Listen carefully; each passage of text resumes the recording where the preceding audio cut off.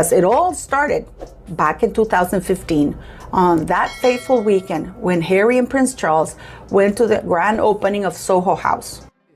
I'm not sure exactly what the outcome will be, but definitely. She thinks if we just know her, again, like we're going to like her. Okay, show me the friends who know you, who have stuck by you. Who's still in your life? There's not even a family member. They're all gone.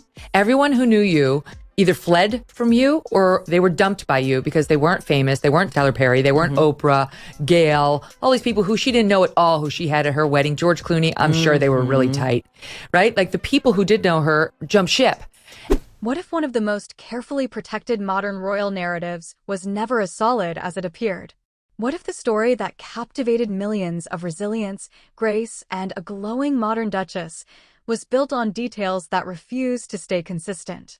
For years, Meghan Markle presented herself as the symbol of a new royal era, independent, compassionate, and visibly radiant through what was framed as a miraculous pregnancy.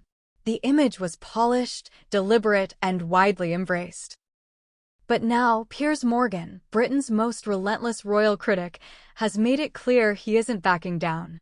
This time, he claims to be holding something more substantial than opinions or old grudges. He calls them receipts.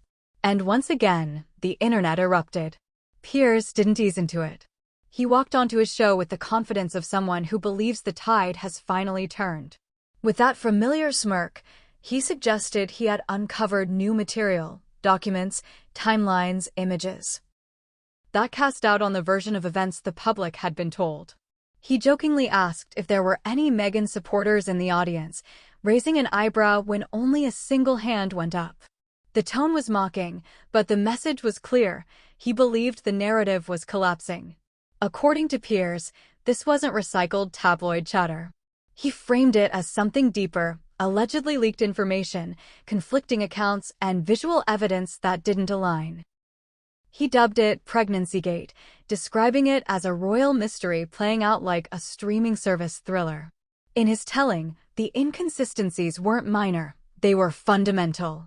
He pointed to footage and photographs that royal watchers had already begun scrutinizing online. In one moment, Meghan's baby bump appeared prominent and carefully cradled. In another, it seemed noticeably smaller, positioned differently, or almost absent beneath structured clothing.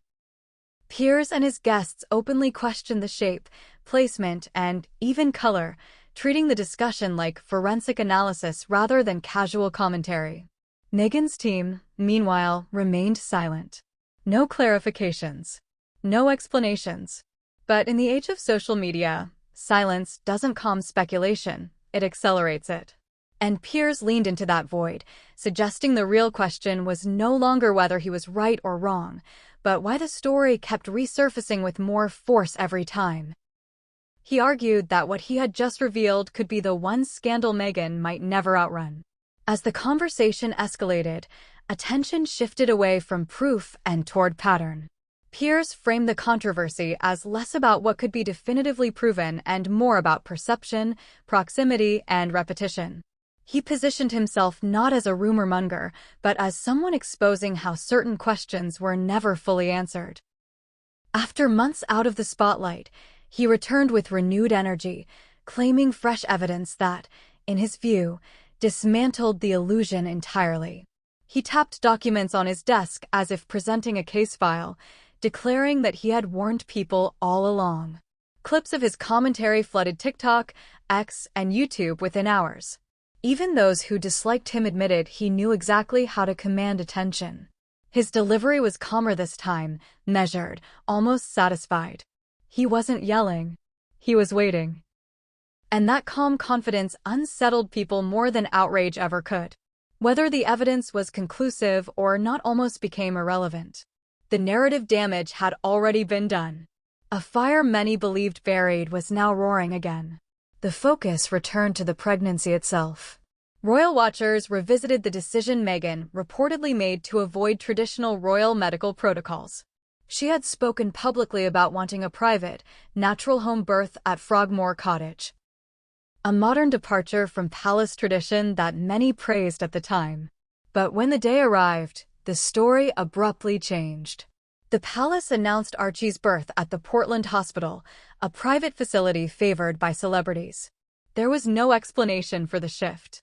No acknowledgement that plans had changed. Just a press release that critics claimed looked prepared well in advance. Piers seized on that silence. He replayed Meghan's past interviews, her emphasis on authenticity and empowerment, and questioned why such a major detail vanished without comment. The abandoned home birth narrative ignited more suspicion than reassurance. Theories spread rapidly, some plausible, others extreme, but all fueled by unanswered questions. Royal protocol experts were baffled.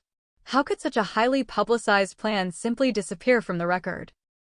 As scrutiny intensified, alleged leaked documents began circulating online, screenshots of schedules, notes, and internal memos claiming to show contradictions in Meghan's pregnancy timeline. According to these materials, there were days when medical appointments allegedly overlapped with public appearances in entirely different locations. Coincidence? Piers didn't think so. He framed it as evidence of a carefully managed narrative, suggesting the pregnancy itself had been staged for optics. Hashtags exploded. Online communities stitched together timelines, photos, and interviews like amateur investigators. The palace said nothing, which only deepened suspicion. Journalists disagreed over the authenticity of the leaks. Some believed they were fabricated. Others claimed they came from frustrated insiders. But by then, perception had already taken hold, and perception, once cemented, becomes reality in the digital age. Piers joked openly about the backlash he had faced before, recalling how tens of thousands complained when he refused to believe Meghan's version of events. He described choosing to walk away from his job rather than apologize, presenting it as proof that he wouldn't bend. By this point, facts mattered less than momentum. Once people began questioning the timeline of the birth, the next question followed naturally. Was Meghan even the one who gave birth at all? Whispers allegedly emerged from behind palace walls, anonymous accounts of exhausted staff, impossible demands, and a duchess who portrayed herself publicly as unsupported while privately expecting constant accommodation.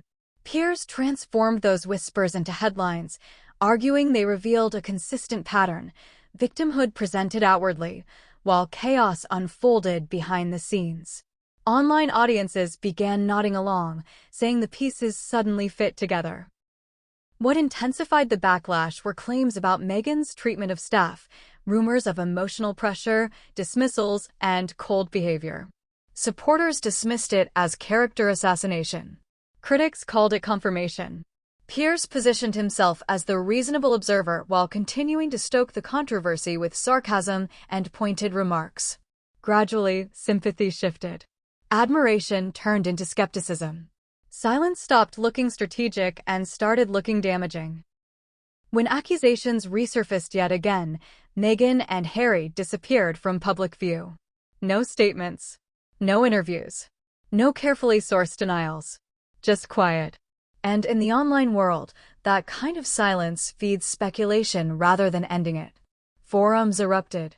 TikToks analyzed every old clip. Conspiracy threads multiplied. The narrative slipped out of Meghan's control and into the hands of the crowd. Piers capitalized on that shift, repeatedly asking why someone with nothing to hide wouldn't simply say so. The irony was stark. Meghan, a figure who built her brand on speaking out, was now being defined by what she refused to say. In modern scandals, it isn't always lies that destroy reputations, it's the vacuum that allows others to write the story for you. By the end, this controversy had moved far beyond a baby bump. It became about power, pride, and who controls the narrative. Piers wasn't chasing closure, he was chasing dominance. Every headline kept both their names trending. The feud itself became profitable. In today's attention economy, outrage is currency. And once the algorithm decides someone is the villain, no amount of PR can reverse it. Online, memes become evidence, hashtags become verdicts, and reputations aren't damaged, they're deleted. What began as quiet speculation spiraled into one of the most chaotic royal controversies of the decade. Whether Piers Morgan is exposing truth or simply fueling spectacle is still debated. But one thing is undeniable. He succeeded in dragging Meghan Markle back into a spotlight she seemed desperate to escape. And as the noise settles, the real question isn't what happened anymore. It's who will be bold enough to expose what comes next. Because if this story felt explosive, the next one waiting in the wings, featuring familiar names and even deeper connections, may shake the royal narrative all over again. This story, as always, is about understanding, not accusation.